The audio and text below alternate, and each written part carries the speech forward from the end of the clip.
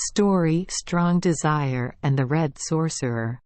There was a man called Oddshedov, or the child of strong desires, who had a wife and one son. He had withdrawn his family from the village, where they had spent the winter, to the neighborhood of a distant forest, where game abounded. This wood was a day's travel from his winter home, and under its ample shadow the wife fixed the lodge, while the husband went out to hunt. Early in the evening he returned with a deer, and, being weary and athirst, he asked his son, whom he called Strong Desire, to go to the river for some water. The son replied that it was dark, and he was afraid. His father still urged him, saying that his mother, as well as himself, was tired, and the distance to the water very short.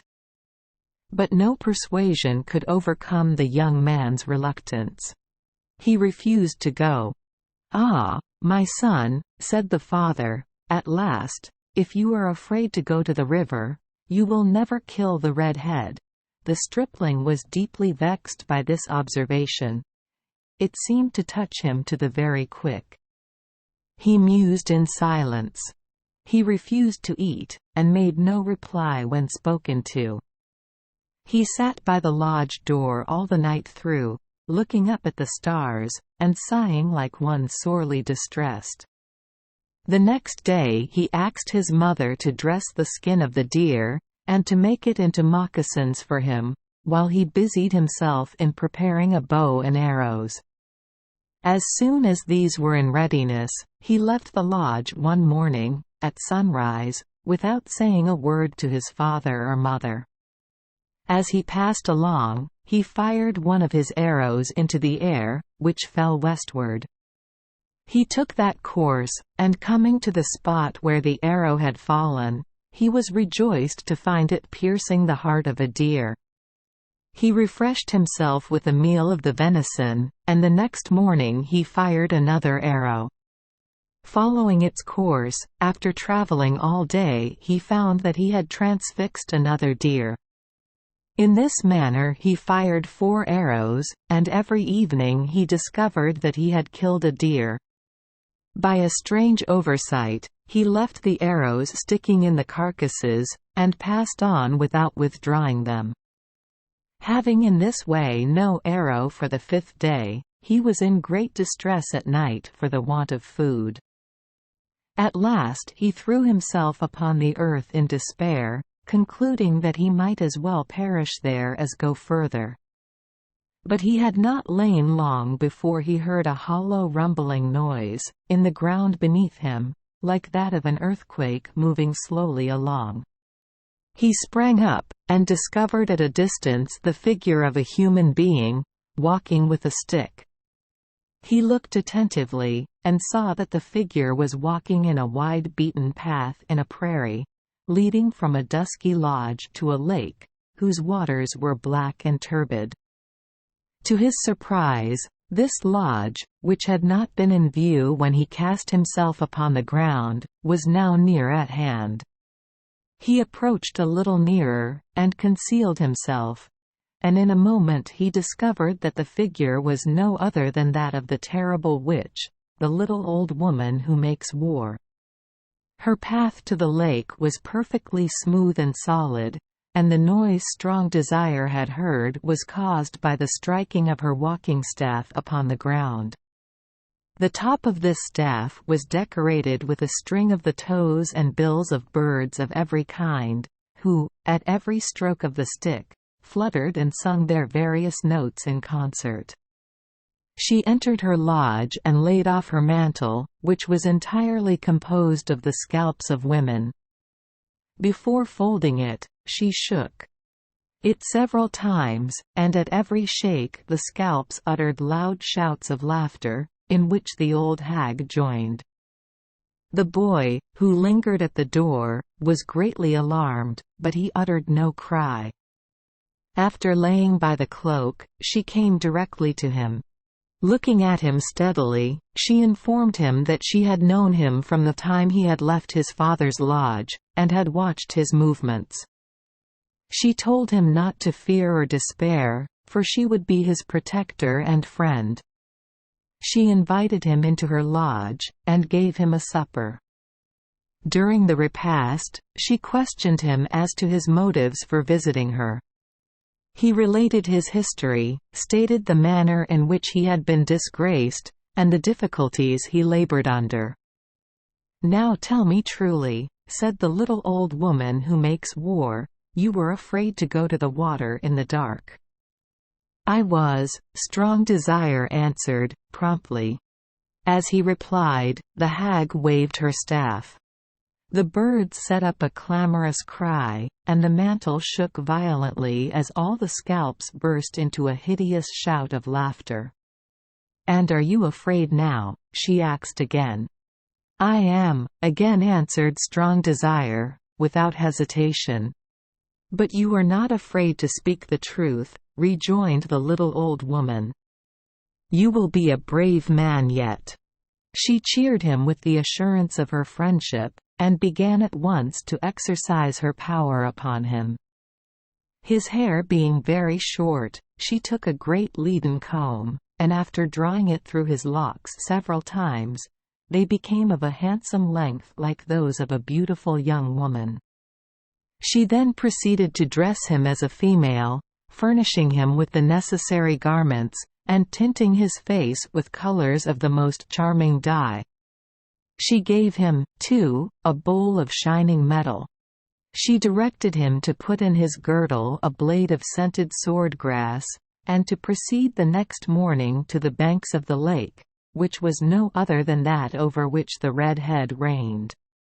Now Ha-Undu-Ta, or the Red Head, was a most powerful sorcerer, living upon an island in the center of his realm of water, and he was the terror of all the country.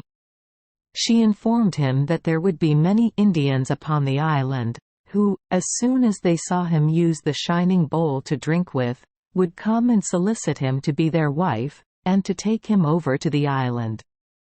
These offers he was to refuse, and to say that he had come a great distance to be the wife of the Red Head, and that if the chief could not seek her for himself, she would return to her village.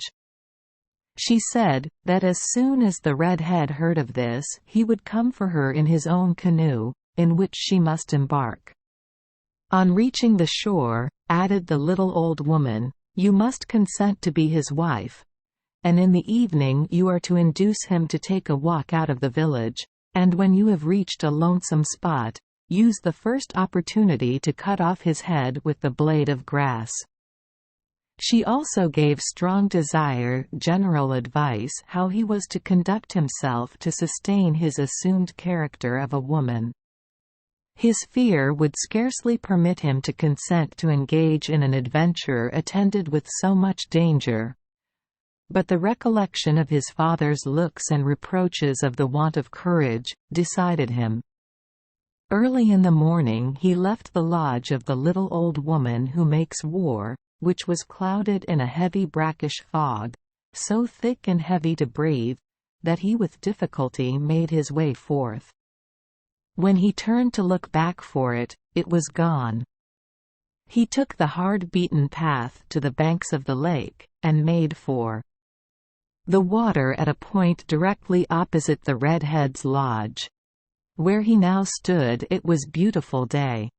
The heavens were clear, and the sun shone out as brightly to Strong Desire as on the first morning when he had put forth his little head from the door of his father's lodge. He had not been long there, sauntering along the beach, when he displayed the glittering bowl by dipping water from the lake. Very soon a number of canoes came off from the island. The men admired his dress, and were charmed with his beauty, and almost with one voice they all made proposals of marriage. These, Strong Desire promptly declined. When this was reported to Red Head, he ordered his royal bark to be launched by his chosen men of the oar, and crossed over to see this wonderful girl. As they approached the shore, Strong Desire saw that the ribs of the sorcerer's canoe were formed of living rattlesnakes, whose heads pointed outward to guard him from his enemies. Being invited, he had no sooner stepped into the canoe than they began to hiss and rattle furiously, which put him in a great fright, but the magician spoke to them, when they became pacified and quiet. Shortly after they were at the landing upon the island. The marriage took place immediately, and the bride made presents of various valuables which had been furnished her by the old witch who inhabited the cloudy lodge. As they were sitting in the lodge, surrounded by the friends and relatives, the mother of the redhead regarded the face of her new daughter-in-law for a long time with fixed attention. From this scrutiny she was convinced that this singular and hasty marriage boded no good to her son. She drew him aside, and disclosed to him her suspicions. "This can be no female," said she. "She has the figure and manners, the countenance, and more especially the eyes, are beyond a doubt those of a man." Her husband rejected her suspicions, and rebuked her severely for entertaining such notions of her own daughter-in-law. She still urged her doubts, which so vexed the husband that he broke his pipe-stem in her face, and called her an owl. This act astonished the company, who sought an explanation, and it was no sooner given, than the mock bride, rising with an air of offended dignity, informed the redhead that after receiving so gross an affront from his relatives she could not think of remaining with him as his wife, but should forthwith return to her own friends. With a toss of the head, like that of an angry female, Strong Desire left the lodge, followed by Redhead, and walked away until he came to the beach of the island, near the spot where they had first landed. Redhead entreated him to remain, urging every motive, and making all sorts of magnificent promises, none of which seemed to make the least impression. Strong Desire, Redhead thought, was very hard-hearted. During these appeals they had seated themselves upon the ground, and Redhead, in great affliction, reclined his head upon his fancied wife's lap. Strong Desire now changed his manner, was very kind and soothing, and suggested in the most winning accent that if Redhead would sleep soundly for a while he might possibly dream himself out of all his troubles. Redhead, delighted at so happy a prospect, said that he would fall asleep immediately. "You have killed a good many men in your time, Redhead," said Strong Desire, by way of suggesting an agreeable train of ideas to the sorcerer. "Hundreds," answered Redhead, "and what is better? Now that I am fairly settled in life by this happy marriage, I shall be able to give my whole attention to massacre." "And you will kill hundreds more," interposed Strong Desire, in the most insinuating manner imaginable. "Just so, my dear," Redhead replied, with a great leer. "Thousands. There will be no end to my delicious murders. I love dearly to kill people. I would like to kill you if you were not my wife." "There, there," said Strong Desire, with the coaxing air of a little coquette, "go to sleep. That's a good Redhead." No other subject of conversation occurring to the chief, now that he had exhausted the delightful topic of wholesale murder, he straightway fell into a deep sleep. The chance so anxiously sought for had come, and Strong Desire, with a smiling eye, drawing his blade of grass with lightning swiftness once across the neck of the redhead, severed the huge and wicked head from the body. In a moment, stripping off his woman's dress, underneath which he had all along worn his male attire, Strong Desire seized the bleeding trophy, plunged into the lake, and swam safely over to the main shore. He had scarcely reached it, when, looking back, he saw amid the darkness the torches of persons come out in search of the new married couple. He listened until they had found the headless body, and he heard their piercing shrieks of rage and sorrow as he took his way to the lodge of his kind adviser. The little old woman who makes war was in an excellent humor, and she received Strong Desire with rejoicing.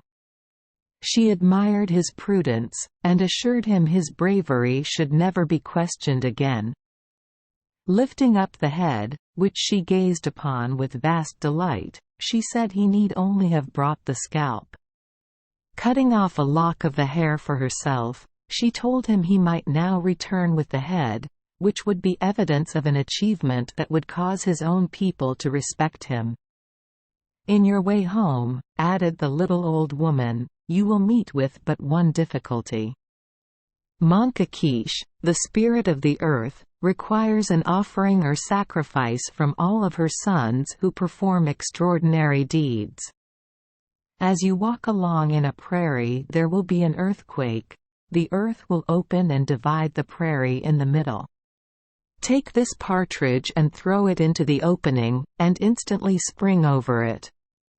With many thanks to the little old witch, who had so faithfully befriended him, Strong Desire took leave of her, and having, by the course pointed out, safely passed the earthquake, he arrived near his own village. He secretly hid his precious trophy. On entering the village, he found that his parents had returned from the place of their spring encampment by the woodside, and that they were in heavy sorrowing for their son, whom they supposed to be lost. One and another of the young men had presented themselves to the disconsolate parents, and said, "Look up, I am your son." But when they looked up, they beheld not the familiar face of Strong Desire. Having been often deceived in this manner, when their own son in truth presented himself, they sat with their heads down, and with their eyes nearly blinded with weeping. It was some time before they could be prevailed upon to bestow a glance upon him. It was still longer before they could recognize him as their son who had refused to draw water from the river at night, for fear, for his countenance was no longer that of a timid stripling. It was that of a man who has seen and done great things, and who has the heart to do greater still. When he recounted his adventures, they believed him mad. The young men laughed at him, Strong Desire, who feared to walk to the river at night time. He left the lodge, and ere their laughter had ceased, returned with his trophy. He held aloft the head of the Red Sorcerer, with the great ghastly leer which lighted it up before his last sleep, at prospect of 1,000 future murders, fresh upon it. It was easily recognized, and the young men who had scoffed at Strong Desire shrunk into the corners out of sight. Strong Desire had conquered the terrible Red Head. All doubts of the truth of his adventures were dispelled. He was greeted with joy, and placed among the first warriors of the nation. He finally became a chief, and his family were ever after respected and esteemed. Thank you for joining us for today's fairy tale. We hope these stories bring joy and meaning to your day. If you love our channel, please hit the subscribe button so you won't miss any exciting tales. Wishing you a good night and sweet dreams. See you in the next story.